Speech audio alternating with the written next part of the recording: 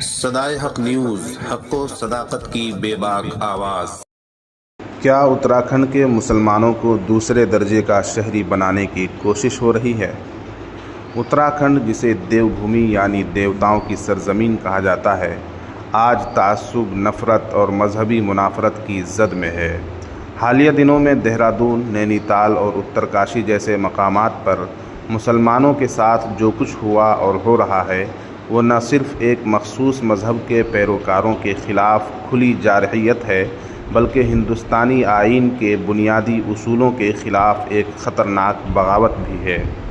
3 اگست 2025 کو دہرادون میں ہندو رکشا دل سے وابستہ افراد نے مسلم ریہڑی والوں پر حملہ کیا، ان کے ٹھیلوں کو توڑا اور یہ الزام لگایا کہ وہ جاسوسی کر رہے تھے اور ہندو تہواروں کی خفیہ جانکاری لے رہے تھے۔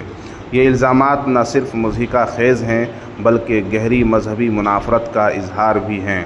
ان کے منہ سے نکلنے والا نعرہ ملا مولوی نہیں چلے گا اس ملک کی گنگا جمنی تہذیب کو شرمندہ کرنے کے لیے کافی ہے۔ یہ واقعہ کوئی انوکھا یا اچانک نہیں بلکہ ایک تسلسل کا حصہ ہے۔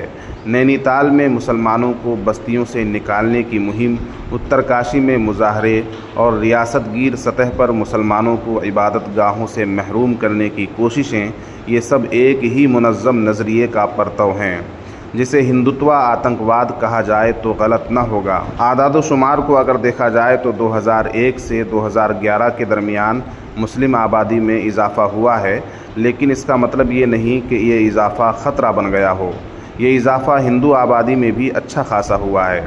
اگر آبادی کی بنیاد پر خوف پیدا کیا جائے گا تو پھر جمہوریت کہاں باقی رہے گی؟ کیا مذہب کی بنیاد پر عوام کو تقسیم کرنا اور انہیں دوسرے درجے کا شہری ہونے کا احساس دلانا آئین ہند کی روح کے خلاف نہیں ہے؟ بھاجپا حکومت، جو خود کو سب کا ساتھ، سب کا وکاس کی دعوے دار کہتی ہے، آج خود اس نفرت کی سرپرستی کرتی نظر آ رہی ہے، یا پھر خاموشی سے اس کا تماشا دیکھ رہی ہے۔ میڈیا کی خاموشی، پولیس کی بے عملی اور عدالتوں کی تاخیر، سب کچھ ایک خاص کمیونٹی کے خلاف مسلسل دباؤ بڑھا رہا ہے۔ اب سوال یہ ہے کہ اس نفرت کو کیسے روکا جائے؟ اس کا جواب نہ صرف قانون بلکہ سماجی شعور، تعلیم، باہمی مشاورت اور آپسی محبت سے بھرپور ماحول اور گنگا جمنی فضا ہموار کرنے میں ہے۔ ہمیں چاہیے کہ ہم ہر ظلم کے خلاف آواز بلند کریں، مذہب کی بنیاد پر سیاست کرنے والوں کو مسترد کریں اور ایسے بھارت کی تعمیر کریں جہاں ہندو اور مسلمان مل جل کر امن و امان سے جی سکیں، جیسا کہ ہمارے بزرگوں نے آزادی کی جنگ میں خواب دیکھا تھا۔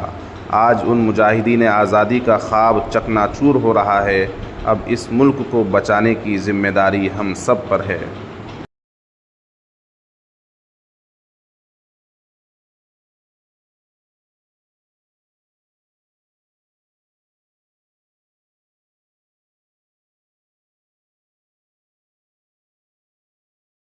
صدائے حق نیوز، حق و صداقت کی بے باک آواز۔ اگر آپ نے اب تک ہمارا چینل سبسکرائب نہیں کیا ہے تو سبسکرائب کرنے کے ساتھ گھنٹی کے نشان کو بھی فعال کر دیجئے۔ شکریہ۔